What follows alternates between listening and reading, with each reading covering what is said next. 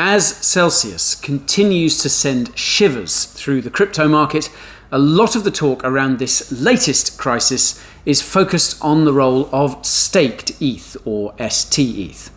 It seems that a lot of Celsius's woes are because of its hefty stETH position, and whether you're a Celsius customer or not, Celsius's problems will probably be causing you problems as well. So, what is the dealio with stETH, and why is it bringing so much red into our lives? Let's find out.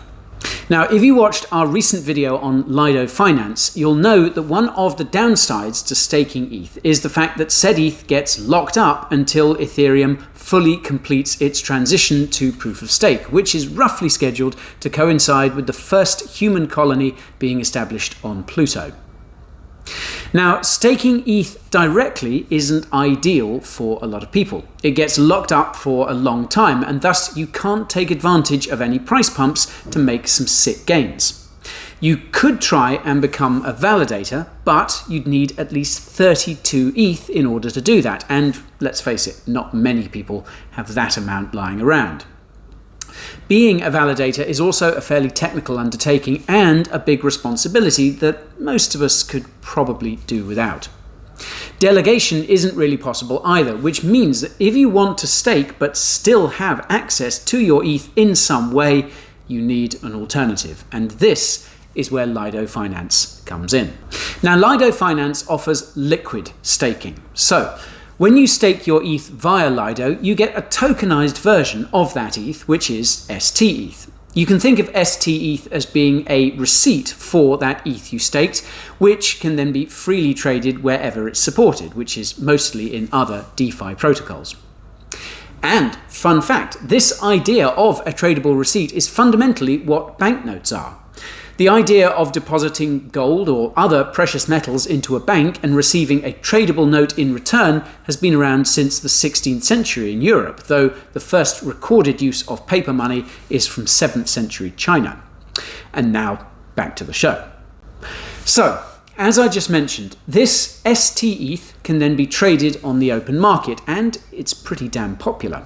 Lido is staking around 33% of all the ETH on the Beacon chain, and stETH is in the top 20 cryptos on CMC. Put simply, a lot of folks have staked their ETH through Lido, and that includes the folks at Celsius.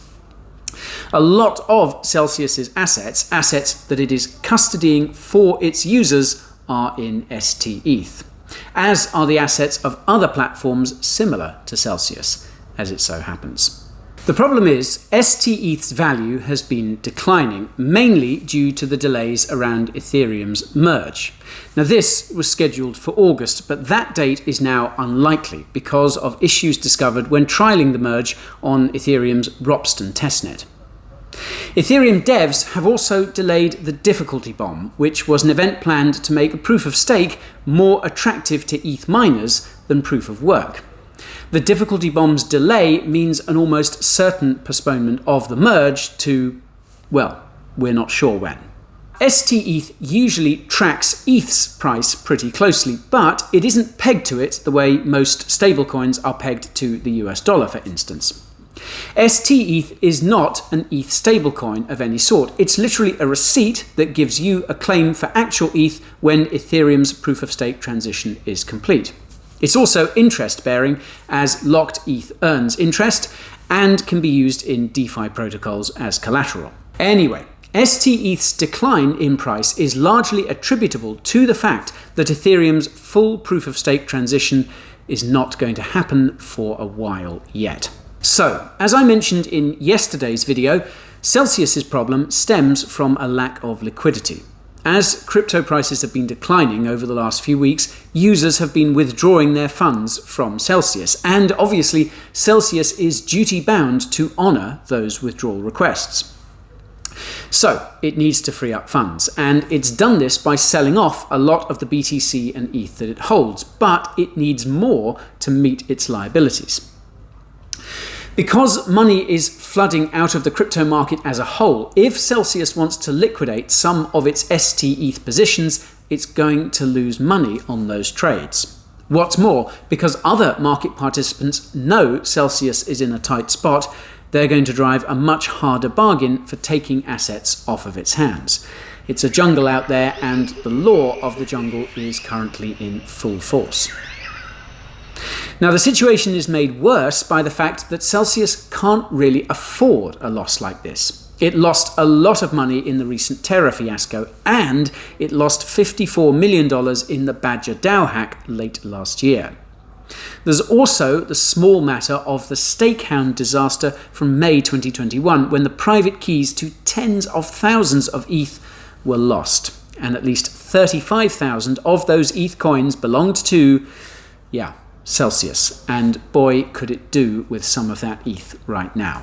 Now, we know where some of Celsius's funds are, thanks to the wallet addresses holding them being visible.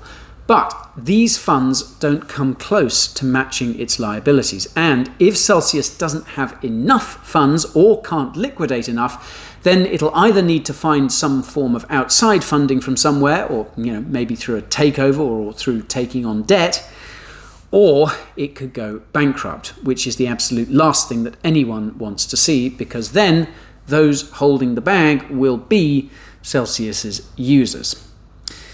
These are the very same users who are currently unable to withdraw their funds from Celsius since the platform halted withdrawals early yesterday morning. They face an anxious wait to see whether Celsius can somehow raise the liquidity required to honour withdrawals. That's, of course, hoping it's balance sheet solvent.